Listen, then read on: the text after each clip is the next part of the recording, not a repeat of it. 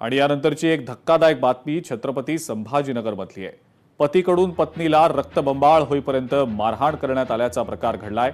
भाजीमध्ये केस सापडल्यानं ही मारहाण झालेली आहे। या छळाला कंटाळून विवाहितेनं त्यानंतर गळफास घेत आत्महत्या केलेली आहे। शहरातील भावसिंगपुरा भागातील श्रावस्ती कॉलनी परिसरात काळीच पिळवटून टाकणारी ही घटना समोर आलेली आहे। जेवणात केस सापडल्याच्या क्षुल्लक कारणावरून पतीनं पत्नीला अमानुष मारहाण केली।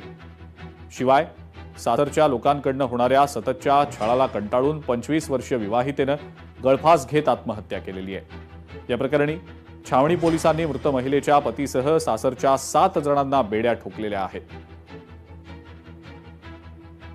या विवाहितेचा पती अजय बनकर, दिनेश बनकर, दिलीप बनकर, चंद्रमणी बनकर, छाया बनकर, आशिष बनकर आणि गणेश बनकर अशा सासरच्या मंडळींना आता पोलिसांनी अटक केलेली आहे।